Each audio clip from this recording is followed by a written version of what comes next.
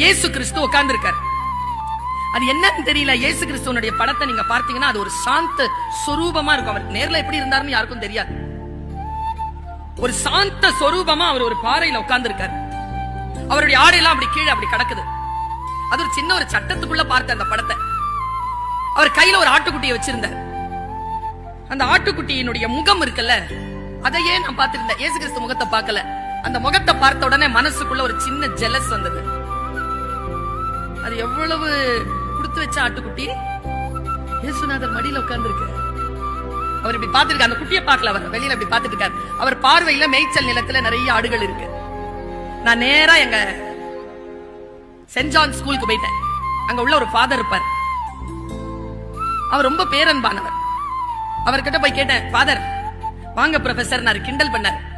வாங்க professor. Father, கிறிஸ்துவா மாறக்கூடாது, கிறிஸ்டியனா மாறக்கூடாது, ஆனா மடியில அவர் மடியில உட்கார்ற ஆடா மாறணும். என்ன செய்யறது சொல்லுங்க. அவர் சொன்னார், எதுக்கு உனக்கு அந்த ஆசை? இல்ல, கிறிஸ்து மடியில உட்காரணும்னா, குருநாதர் மடியில உட்காரணும்னா எவ்வளவு பெரிய விஷயம். எவ்வளவு கொடுத்து வச்ச ஆடுது. அது கொடுத்து வச்ச ஆடு இல்ல, சொல்ற பேச்சு கேட்காத. அப்படின்னா அது ஏற்கனவே சொல்ற பேச்சு கேட்காம கீழே போய் விழுந்து காலை உடைச்சு வச்சிருக்குது. காலில் கட்டு போட்டு வச்சிருக்கிற அந்த ஆட்டை கீழே விட்டால் வழி தவறிடுமோன்னு நெருக்கத்துல வச்சிருக்கார் குருநாதர். அதனால் நீ அவருடைய பேச்சை கேட்காத ஆடாக இருக்காதே, அவர் பார்வைக்கு உட்பட்ட மேய்ச்சல் நிலத்தில் இருக்கக்கூடிய ஆடாக இருக்க முயற்சி என்று அவர் சொன்னார். நான் இதிலிருந்து எடுத்துக்கொண்ட முத்து என்ன தெரியுமா? நான் ஒரு டீச்சர் தானே.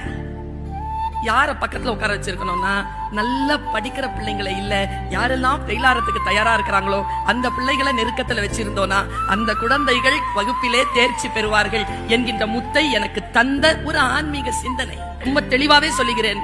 நான் வாசித்த நூல்களில் தேன் கூடாக எனக்கு அள்ளி அள்ளி நல்ல கருத்துக்களை தருகின்ற ஒரு நூல் பைபிள்.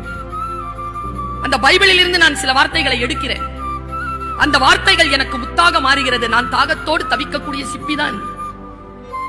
வானத்திலிருந்து இறங்கி வருகின்ற அந்த நீர்த்துளி எனக்குள் முத்துக்களை அள்ளி தருகிறது.